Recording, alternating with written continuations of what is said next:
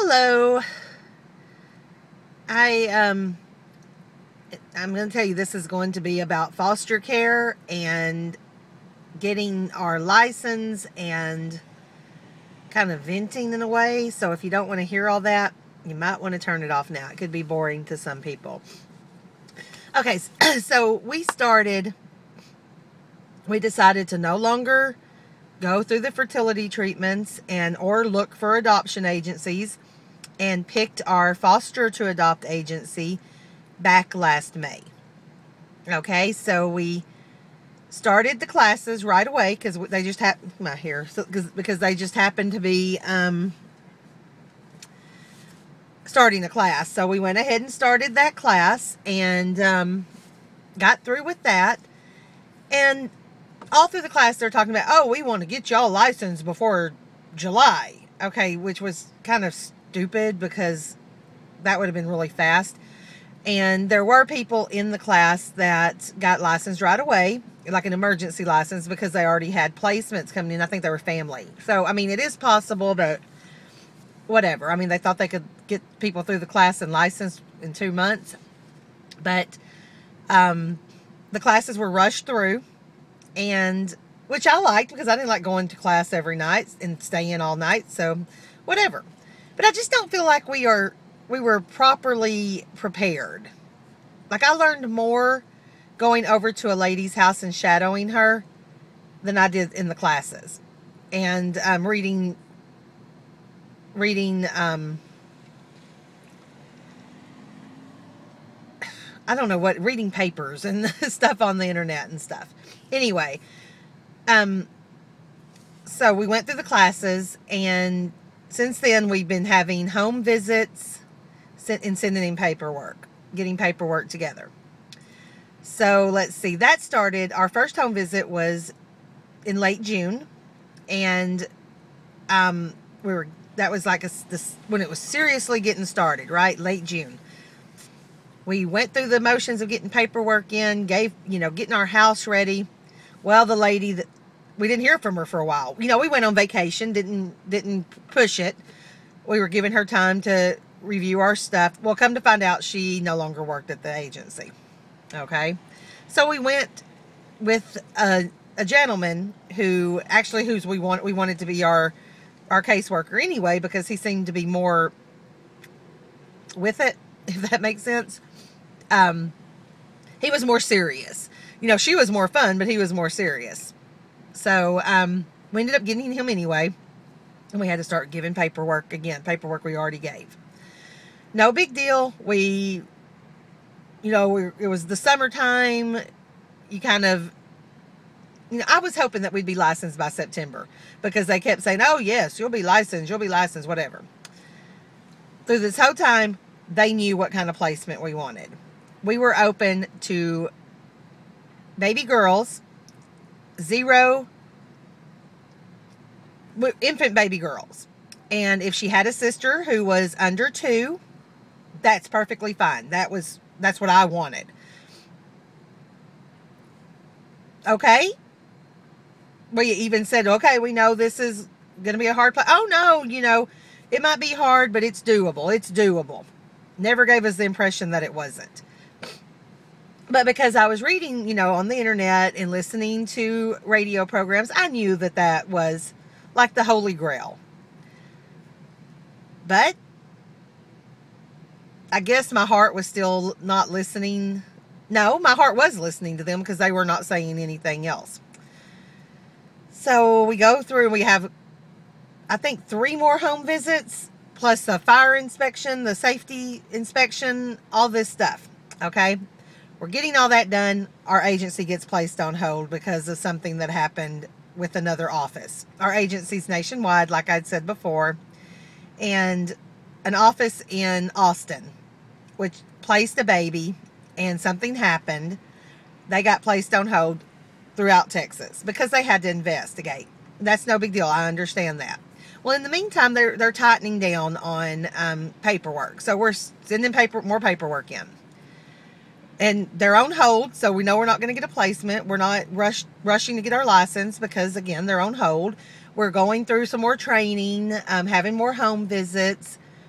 I'm still telling them what we're looking for in a placement. Okay. They get off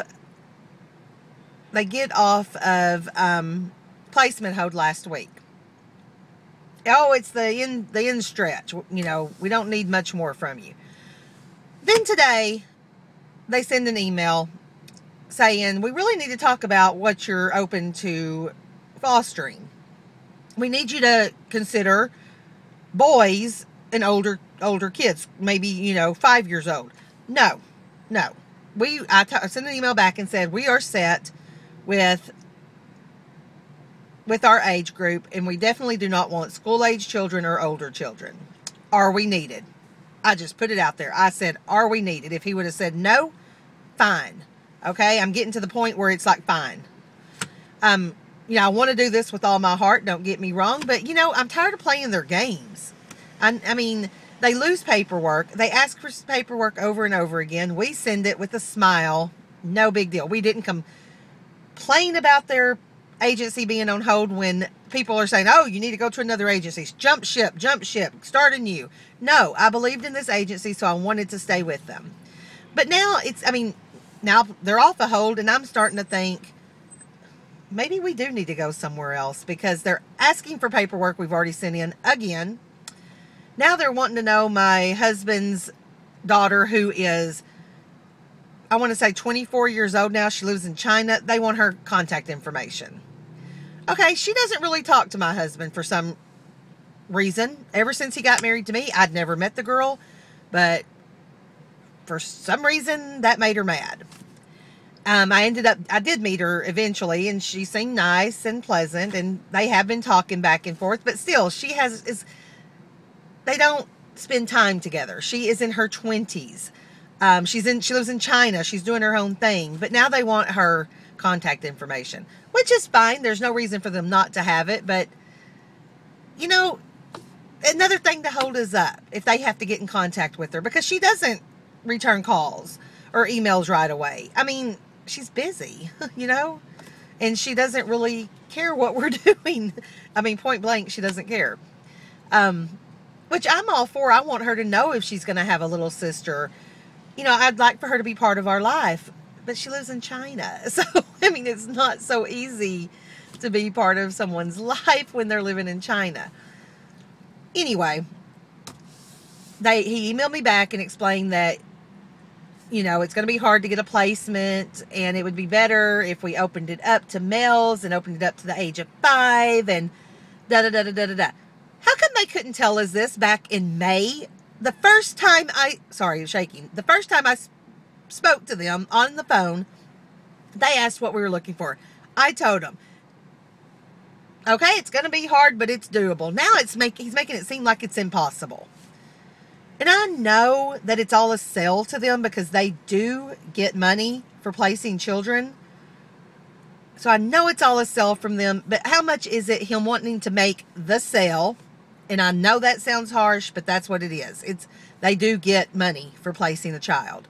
So how much is it them wanting to place the child, the most placements, and how much of it is true? I don't know. And that's what's just really eating at me, because I want to believe that God wants us to have a baby. I believe that. And I believe that God has called me to this foster care for a reason. I believe God told me to stop infertility treatments and go this route for a reason. I believe this. So, do I still work with this agency? I don't know. It's like I'm at my wit's end. And I want to stop being a child and having hope. Having this juvenile thought of hope. I want, should I just get some closure, say forget it, move on? I won't have a child. I don't know. Anyway, that's my vent for the day. I don't know what to do, to be honest. Of course, I'm probably going to still go through the motions and see what comes of it. But I don't know. I don't know what else to say either. So thanks for listening.